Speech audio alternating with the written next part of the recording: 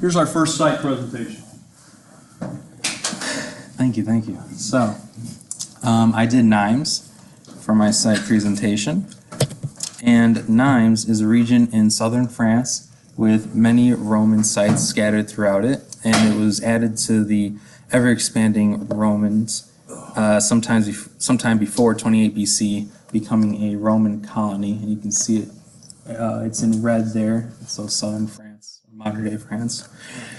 And from 16 to 13 BC, Augustus lavished a great deal of attention on the region, grandiose displays of self-aggrandizement, and often taking the form of spectacular architecture. So he poured a lot of money into Nimes because it was an important city and he liked it a lot. One of the things built there was the Pont du Gard. This should look familiar to everybody. If you've watched we did see it in the video. Roman city, yeah, that's where he's standing. Go ahead. So the Pont du Gard is a Roman aqueduct, which supplied the city of Nimes with fresh water from the hills. It has the honor of being the highest of all elevated Roman aqueducts, and it is one of the best preserved today. And its construction was completed sometime between 40 and 60 AD. It might be Nimes instead of Nimes. Nimes? Sorry. It's Nimes, okay. Yeah, we can take care of that with some explosives. Go ahead. So it is estimated that the aqueduct supplied the city of Nimes with around 8,800,000 gallons of water a day, taking nearly 27 hours to flow from the source to the city. It is also estimated to have cost 30 million sesterces. Yes. One sesterces is worth about $3 today, so it costs around 90 million of today's US dollars to construct it. Another area or site was the Tour Main, or Mon. It was built by the orders of Emperor Augustus in the 1st century BC. Through time, it has lost the top of its structure, but it still stands at 112 feet in height, overlooking the city below. And it is also was able to play a useful role in the 100 Years' War, as it acted as a stronghold for the French against the English, so it still had some use after. And what was its original function? It was like a watchtower, and Augustus built it, double the size of the original, and it could see all the plains like throughout that area.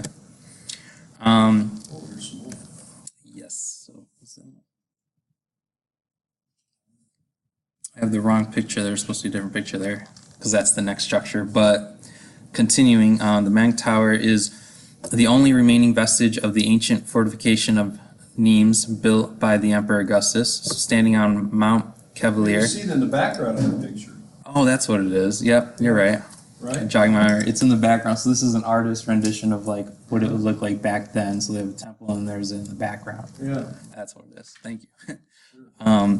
It's the highest point in the city, and the tower overlooked the plain and the trade routes. The original Celtic tower was 18 meters high. The Emperor Augustus had it doubled in size and incorporated it into the city's defensive wall. So he took something that was already there and made it better. Made it a lot bigger and better, yes. Of course, big result. The next is a temple, the Mason Curie, and it is a Roman temple built around 20 BC and was dedicated to two grandsons and adopted heirs of Augustus, Gaius Caesar and Lucius Caesar, who unfortunately died at 16 and 15. So died.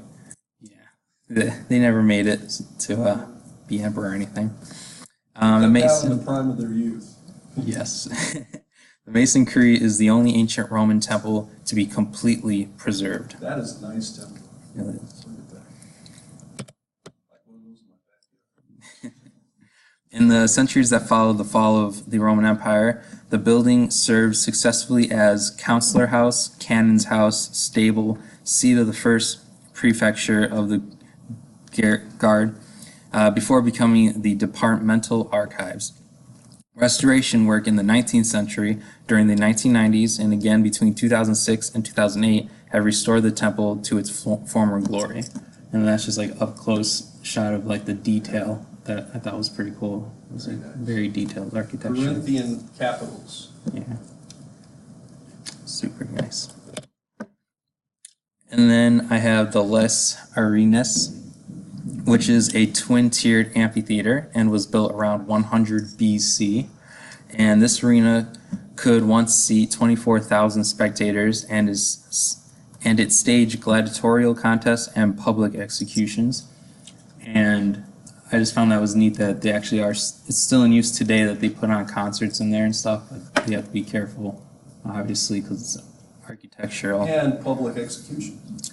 Not today, Not I don't today, think, okay. but maybe during the revolution. I You don't know, know. when ISIS takes over Roman cities in the Middle East, they use them theaters Really? for public executions.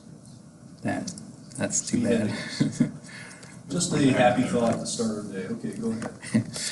And then there's some references that I have. Thank you. That was good. Yeah, you take that. Okay, all right. All right, Palmyra. Beautiful site in the desert. Yeah, my site was Palmyra. Some background on Palmyra. The first references we have of it as in historical texts is around 2000 BC. I think it was referred to as Tadmor, something along those lines, in an In the Old ancient. Testament. Yeah, in That picture must be a fairly recent picture. yeah, that is after. They blew it up. Yep, that's Look after at it. ISIS took control of it. Makes me so sad. Um, It's a beautiful theater. Look what they've done. Okay, go ahead. So the name, it refers to date palms, which surround the city. Palmyra, that I guess that would be the Greek translation Yeah. of it. It's a desert oasis in the middle of Syria. It's kind of there for, like in the middle of trade routes that connect it to Europe, into Asia. And it served as a trading center for different cultures could come there. They had different worship centers for travelers. So it was pretty multicultural, I would say. It remained under Seleucid control from around 312 to 64 BC under the Greeks, but eventually the Romans conquered it. 64 BC is when the Seleucids fell to the Romans, but it wasn't until 14 AD. I think I said 14 BC. Till 14 AD that the Romans finally took control of it. In 260 AD, King Odenathus declared himself King of Kings of the Palmyran Kingdom. He died in 267. I think one of his sons, his cousin or nephew or something like that, took over, and then his other son became emperor. He declared himself emperor, but his mother, which is Odenathus's wife, kind of co-ruled, and afterwards, while she was queen, Queen Zenobia. Queen Zenobia, it was taken over, and one of Odenathus's relatives, supposedly, and Septimius Antiochus, he destroyed the city. So. She's quite a character. Yeah. I stayed at the Zenobia Hotel one time in Palmyra. Oh. Yeah. Now you see the theater. You see how in front part of it has little scallops right here. See how there's a little cutout there and there and there. Mm-hmm. And the rest of it here is flat. One time I had a student. He was standing right there, and he had himself a new video camera. This is many years ago, and when you couldn't do it on a phone, and he was backing up, and he stepped right there. Boo, fell right there. And he was okay. He scraped himself up, broke his video camera. He wasn't very happy. I just thought of that when I saw this. Of course, the main thing I see is that they've blown up a big chunk of it. Yeah. Beautiful theater. Still looks good, but Yeah. all right, here we go. What do we got? So there's been some survey work and some interest in it back to the 17th century. There are a lot of I believe German and Swiss or Swedish. I don't remember which one. Probably Swiss. Probably Swiss. They did a lot of survey stuff on the architecture, some artwork based off of some of the buildings. But it was first excavated in 1902 by a man named Otto Peuckstein, however that's pronounced. I think afterward, Must be Irish with that name. I don't think so. No? No. And then some more early excavations were led by Theodore Wiegand, Henri Arnold Very Seyrig. good, Henri, very good. He's French, but his excavations were halted during World War II. He resumed them afterwards. Daniel Schlumberger, he led an excavation in 1934 to 35, and UNESCO led one in 54 and 56. But since 1958, it's been led by either the Syrian Directorate or Polish archaeologists, and this is one of the Polish archaeologists. I forgot his name. It's complex. That's what's so much Yeah. happening. It's probably Casimir. Yeah. Casimir Finkelstein. No, I don't know what his name is. But Casimir's a good Polish name, though. is it? Famous general. Ooh. Some of the finds that they've had. So this is a picture of the first thing that they found, but they found this before apparently any excavations took place.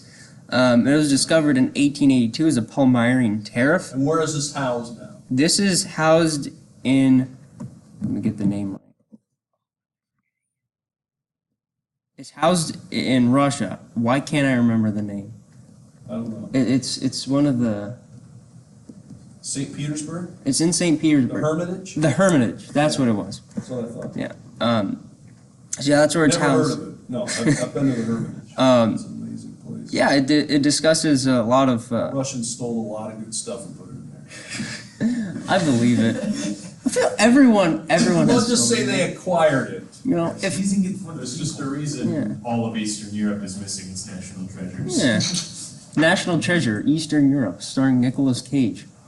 There you go. Robbing the Hermitage.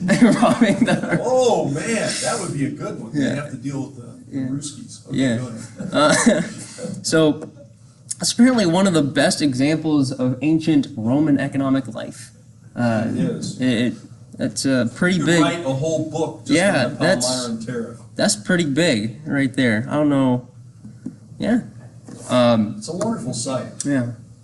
Some of the buildings that they've found the Temple of Bel or you Baal, make me cry. Baal. Yeah. You make me cry. They found a Roman theater in there. They found ruins of a Senate building. It's an entire city. Yeah. One time, of course, I'm not supposed to tell stories, but one time when I was in Palmyra, well, maybe you'll show, if you show a picture of the whole city, then I'll tell the story. I have some pictures. Yeah, go ahead. I don't- want to interrupt Yeah. anything. They found bathhouses. Yes. They found an agora or Yes. the agora. I don't know if it's the or an. Great, well, The one and only or one of many. I think there's one in Okay, sort of okay. A. there's an agora, but the agora of this city, All right. of Palmyra, but not the agora, the only agora.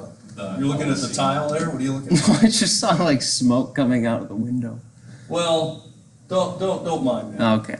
Oh, nice question. Until the alarm goes off, we're staying. All right. And they also have some fortifications and walls that still remain.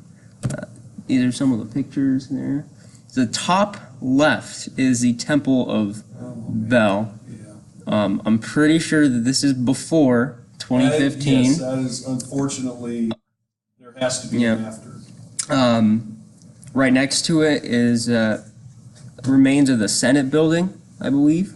They had like a courtyard in the middle, kind of like Now, see, Bower. there's the theater before they blew it up. Yeah, that's the That's the way I the remember. Roman theater, and then my favorite one is the colonnade that you walk down. Yes. If you look on each of those columns, it's hard to see, but there's like a little want to say a shelf or something like that they would have It is. statues on Right. of different leaders that as you're passing through you can see all those And you know, people. you have the main road, right? It's called the Cardo. The main road, and that was mentioned in one of the videos, right? The main road that goes north-south through the Roman city, it's called the Cardo. It's like cardiology, it's like heart of the city. And then you have roads that go east-west. It's called the Decumanus. There can sometimes be more than one of those. And where those intersect, I remember they had a really nice one here, at least they used to, a couple of them. They'd have a tetrapylon, which would basically be an intersection between the two main roads. They'd have like a thing out there, sort of like a statue, sometimes Yeah. a fountain or something like that, to mark the intersection of the big roads. So then we get to the sad part. This is a picture of a public beheading Yes. in the theater there in Palmyra. So in 2015, ISIS it took control of Palmyra, and it blew up parts of the city. It destroyed part of the Temple of Bel. You're ruining ruins, which is kind of insulting. It's like Well, the Temple of Bel, though, was pretty well preserved. pristine condition. Had walls all the way around it. It had inside carvings, bas reliefs of a zodiac, and so I mean there were inscriptions. I mean, yeah, it wasn't a perfect building, but I mean it had been there for 2,000 years, and it was in really amazing shape. It's now completely gone. Completely gone. I mean, they blew it up completely. Anyway. Well, and I So think it's not just the ruins; it's gone. really. Yes. Wow. Yeah, they especially focused on that one. You know, the theater, they probably just blew up some stuff they thought was religious. But that whole temple is religious, and that's the Yeah. other thing at the site, so they wanted to destroy it completely. In 2017, though, I think the Syrian military took control of it again. They have. But did something happen since then where ISIS? I don't think, I mean, I know it changed hands in 17. I don't think ISIS ever got it back. One of the things that they're trying to do now, there's a whole project, I don't know if you found that. Yeah. Have you found the project where they're trying to, Yeah. okay, I'll let you go ahead A little. and I'll say anything. Yeah, there have been some. It's a UNESCO World Heritage Site as of 2013. Before ISIS even took control of it, it was considered endangered. So, yeah, who knows now? Restoration attempts on it began in 2015, but it's very small. It's like a statue of a lion and some other statues that they sent out to Rome, I think, to have restored. But other than that, they really can't do much because it's too dangerous to send anyone out there. But apparently, they're saying that by like the summer of this year, they'll be ready to have tourists there. Well, I don't know, I think is that's it- wishful thinking. Yeah, Yes. yeah. I'm glad that they're trying to do that. Yeah. I forgot the name of the group that does it. It's an American non-for-profit. I've heard of them before. I don't remember, I'm but not sure. that's apparently who's been It's leading. doing what? Trying to do restoration? Yeah, Yeah. yeah, I don't know. but yeah, great. There's more than one group. There's one group that has sort of virtually created to raise awareness. Yeah. They have a piece of like the colonnade you're talking Yeah. about, and they come and they set it up in different cities. It's a replica. I mean, really a replica. Like they've done it in London and Paris.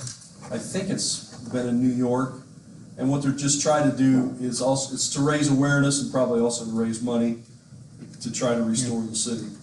A lot of what they did, I think specifically for that, where they made like 3D images, Yes. is they used a lot of public domain images that were taken by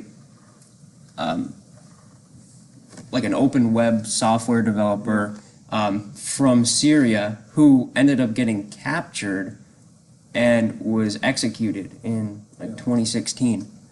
Yeah. Probably because of the fact that he was, Yes.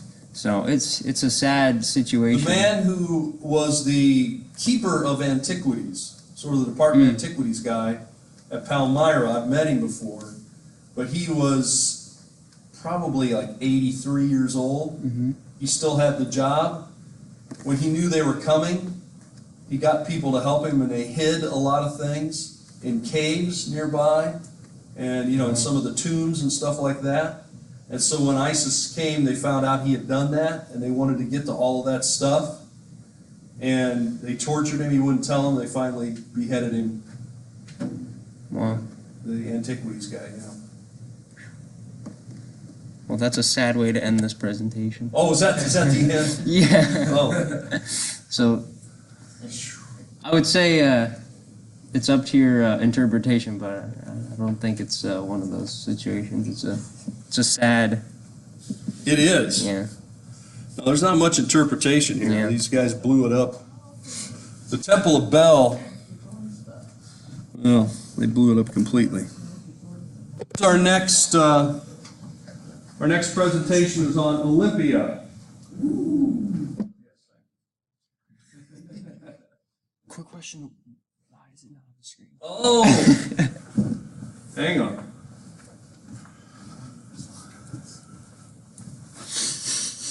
Let me do this.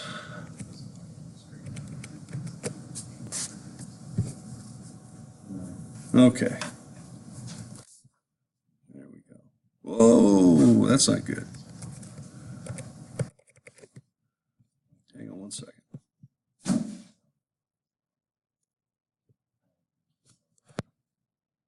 Okay, we're ready to go. The archaeology of Olympia.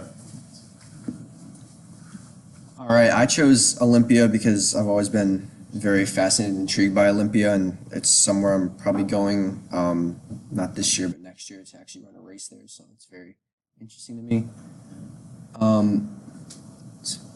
There we go. Over time, obviously, after it happened, the city was obviously covered by, deposits about, they say, 8 meters deep, so it was pretty underground. At first, many people thought this was because of river flooding, but after modern research, they actually believe that since it had presence of molluscus and gaseous cells, that the site was actually buried from oceans by like multiple tsunamis. In 1766, an Englishman named Richard Chandler actually rediscovered Olympia, but it didn't happen until 1829. Where they actually started excavating it again, and that was the first excavation that they had, and that was by the French expedition Scientifique de More. I think I pronounced that right. In 1875 to 1881, the excavation had been responsible by the German Archaeological Institute at Athens. And they began, like I said, in 1875, and this was completely funded by the German government after negotiations by this guy named Ernest Curtis. They excavated, beginning with the central part of it, the sanctuary. If you've ever seen it, it's looks like it didn't look like this back then, but it looks like this now.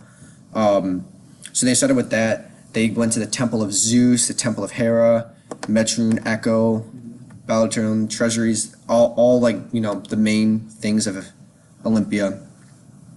And important finds that they found from the Temple of Zeus, Nike, a lot of bronze. If you look at it, a lot of their city had a lot of nice bronze statues. And in total, 14,000 of objects were actually found and recorded. And if you actually go to Olympia now, there's a museum that you could find all this stuff. Some of the statues are actually in pretty good tact. I don't know who does it, but they really make it look like it was, kind of modern without taking away the presence of. The picture you have there is of the entranceway to the stadium. Yeah. That's the archway that goes in. Just have random archways in Europe and Ice. Do you know if they restored the bronze at all to make it shiny again, or they just leave it? Well, they completely obviously dust it off completely, but I mean they said they don't, I forgot the exact words, they don't take away, they don't add anything onto it, basically. They preserve it. They wouldn't completely like buff it down, make it shiny, because that would remove the coating, the patina, they would call it, a patina that actually protects the bronze. If you did that, it's gonna get another one on there, but you're actually removing some of the bronze when you do that. So, yeah, my guess is they would not. I don't think anybody, an ancient restorer, would be for using like Brasso on it, or some one of those cleaners to make it real shiny. So, and they, like he said, they would not want to either, also not to coat it with something like some kind of acrylic or some other sort of polyurethane or some sort of thing like that. Because again, that would build up and may have other harmful effects upon it. So pretty much they would want to remove any extraneous dirt, things like that, and just try to leave the metal the way it is. If the metal is starting, you know, because bronze does corrode, it's starting to corrode, they have ways in which they can consolidate it, and sometimes they have to reinforce it. There's a lot of different things. The conserving ancient artifacts is quite a process, and it takes people quite a while to learn how to do it. They get really nervous when other people try to do it, like archaeologists sometimes just try to do something to it. All right, go ahead. All right, so from 1900 to 1950, the excavation changed up and was a little more limited by this guy named Dorpfield. And between 1908 and 1929, actually a new excavation began. And then in the Summer Olympics, that happened in Berlin, not in Olympia. But under this guy, Emil Kunze and Hans Schleif, their excavation focus was on the area to the south of the stadium, the South Stoa and like the bath complex and the gymnasiums. So like Pompeii, as we saw, like their baths were like very nice and they're like public baths. So like they were split up into two different sections, and like it's almost like a YMCA type where it's like a public bathroom in a sense, but for bathing and like washing yourself with hot water. So that's what they were doing. And then obviously the gymnasium where the initial Olympians would, train was there. So from 1950 to the present. Between 1952 and 1966, Cruz and Stein continued their excavation. They excavated the Phidias, the workshop, the Leonidian, and the north wall of the stadium. They excavated the southeast section of the sanctuary, and approximately 140 debris pits found many bronze and ceramic objects, along with terracotta roof tiles. Yeah. Mallets actually took head of the excavation between 1972 and 1984. A lot of times during this, new heads would come in, new people would take over, whether it's because of death, old age, or just new regime. But like, if you notice in like reading this, I think probably 12 to 15 times someone new would lead the excavation. Someone new, even in the course of like 100 years, they would just change hands over and over. Yeah. So that happens very frequently. And he actually revealed important dating evidence from the graves in the stadium and then the location of Praitian. And then from 1984 to 1996, Helma and Kais had taken over the site, so new people again, and they shifted their focus towards the earlier history of the sanctuary. And if we look at some of these pictures, this is what it is. This was about 70 years ago, and this one, and this is more, modern. So as you can see, a lot of it is still kind of intact, like it's not completely gone, whereas some of the places you excavate, like it is completely underground, and you have to like completely dig it up. Well, a lot of this has been restored. Yeah. They've stacked up those columns. Yeah, it's a fascinating site. Mm-hmm. And there's, like I said, there's actually a museum that you can go and It literally has all the stuff right at the location that where it was, which is pretty cool. And then these are my two sources. Thank you. All right, thank you. Thank you. Yeah, Olympia, you know, this area back here where you're going into the stadium, where was it? There it is. Just past that is the stadium itself, and it has stone starting lines that actually they would set it up with a string, and it would slap down. It had uprights that were wooden, and that's how they would have the starting gate, so to speak. And you would go down a stadia, which is a distance. That's how we get the word stadium, and then come back, depending on the. Yeah. So when I've taken students here, we usually run a race there. You've been there? Oh yeah, yeah. Is it as nice as it? It's a neat place, and it has one of the.